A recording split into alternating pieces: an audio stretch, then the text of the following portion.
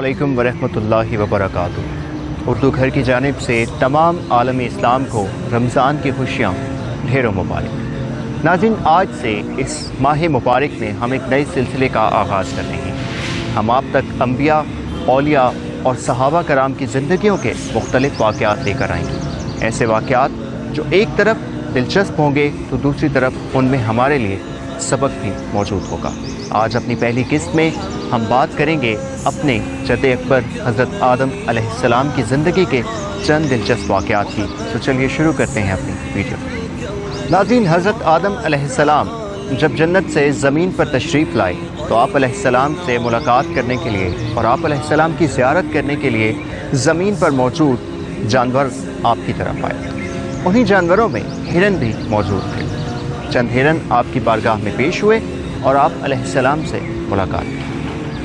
आप अलैहिस्सलाम ने उनसे मुलाकात के बाद शफ़क़त से उनकी पुश्त पर हाथ फेरा तो वो चंद हिरन जो हज़रत आदम अलैहिस्सलाम से मुलाकात के लिए आए थे, उनके जिस्म से इंतहाई मसहूर कुन खुशबू आने लगी। वो हिरन जब वापस जंगल में गए तो उनके जिस्म से आने वाली खुशबू से मुतासिर होकर दीगर जो हिरन थे उन्होंने पूछा कि तुम्हारे जिस्म से इतनी शानदार खुशबू कैसे आ रही है।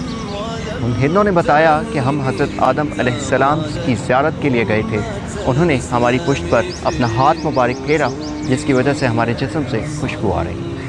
वो हिरन इस बात से मुतासिर होकर ये सोचते हैं कि हम भी जाकर हज़रत आदम अलैहिस्सलाम से मुलाकात करते हैं ताकि हमारे जिस्म से भी इसी किस्म की खुशबू आए। वो हिरन भी हज़रत आदम अलैहिस्सलाम की बारगाह में तशरीफ़ लाए। हज़रत आदम ने मुलाकात की, हाथ फेरा, लेकिन उनके जिस्म से किसी किस्म की खुशबू नहीं आई।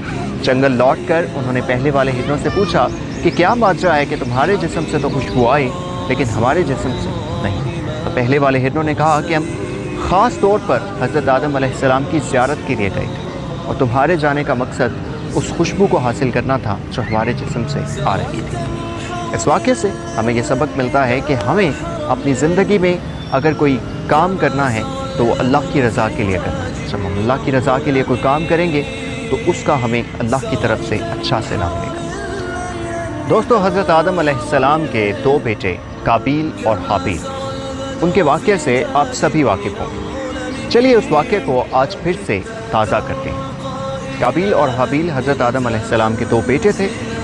काबील जो थे उनकी फितरत बहुत सख्त थी और वो खेती बाड़ी किया करते थे, जबकि हज़रत हाबील जो थे वो नरम दिल के मालिक थे और मवेशी चराया करते थे। उस वक्त हज़रत आदम अलैहिस्सलाम को जो शरीयत मिली उसमें ये कानून वज़े था क्योंकि अल्लाह बनी नूह इंसान की नस्ल को बढ़ाना चाहता था, तो इस वजह से भाई बहनों की आपस में शादी मुमकिन थी जो अब हराम हो चुकी है इस्लाम में। कानून कुछ यूँ था कि अल्लाह के हुक्म से जब भी हज़रत आदम अलैहिस्सलाम के यहाँ बच्चों की पैदाइश होती तो वो जुड़वा होते, एक लड़का और एक लड़की, लेकिन उन दोनों की आपस में शादी नहीं हो सकती थी। अगली बार या उससे पहली बार जो जुड़वा भाई बहन होते थे उनकी आपस में शादी हुआ करती थी, यानी एक बार का बेटा अगली बार की बेटी से और एक बार की बेटी अगली बार के बेटे से शादी कर सकती थी। काबील और हाबील की जब शादी का वक्त आया तो हज़रत काबील जो थे उनकी बहन ज़्यादा खूबसूरत थी जो उनकी जुड़वा में, और हाबील की बहन कम खूबसूरत थी।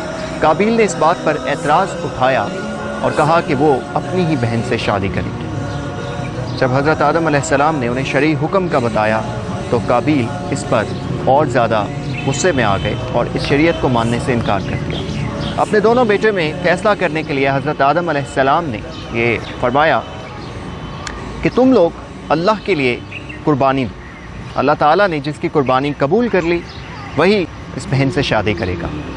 हज़रत आदम अलैहिस्सलाम के दौर में कुर्बानी का ये तसव्वुर होता था कि एक ख़ास मकाम के ऊपर अपनी चीज़ जाकर रख दी जाती थी। अगर वहाँ से अल्लाह ताला के हुक्म से एक आग आसमान से नमदार होती थी, अगर वो उस चीज़ को जला देती तो वो कुर्बानी कबूल तसव्वुर की जाती थी।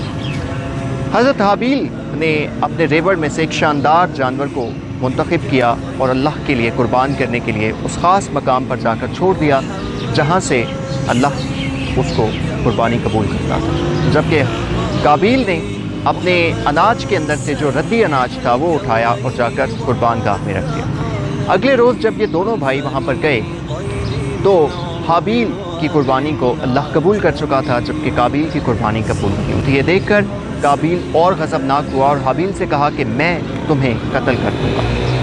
یہ بات سن کر حابیل نے کہا کہ اگر تم مجھے قتل کرنا چاہو گے تو میں جواباً تم پر ہاتھ نہیں اٹھاؤں گا، کیونکہ میں چاہتا ہوں کہ میرے حصے کا گناہ، میرے قتل کا گناہ بھی تمہارے کاندھوں پر پڑ جائے اور تمہارے گناہوں میں مزید اضافہ ہو جائے۔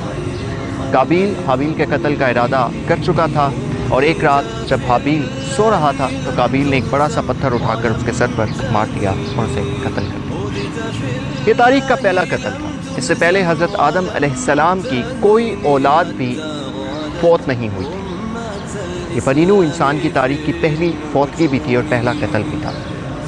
قابیل یہ نہیں جانتا تھا کہ اب اپنے بھائی کی لاش کو کس طرح سے ٹھکانے لگانا ہے۔ بدحواسی کے عالم میں اس نے حابیل کی لاش کو اٹھایا اور وہ چل پڑا۔ اللہ کے حکم سے دو کوے نمودار ہوئے، وہ آپس میں لڑے، ایک کوہ مرا اور دوسرے کوے نے زمین کھود کر اسے کوے کو اندر دفن کیا۔ اسی چیز کو دیکھ کر قابیل نے بھی حابیل کی لاش کو زمین کھود کر دفن کیا۔ دوستو، اس امید کے ساتھ کہ آج کے یہ دو واقعات آپ کو پسند آئے ہوں گے، اپنے میزبان زبیر خالق کو اجازت دیجیے۔ انشاءاللہ اس رمضان المبارک میں اسی قسم کے واقعات لے کر ہم آپ کی خدمت میں حاضر ہوتے رہیں گے۔ حضرت آدم علیہ السلام کی متعلق مزید معلومات ہم نے آپ کو ڈسکرپشن میں دے دی ہیں، آپ جائیے اور ان کے بارے میں پڑھیے۔ اللہ حافظ۔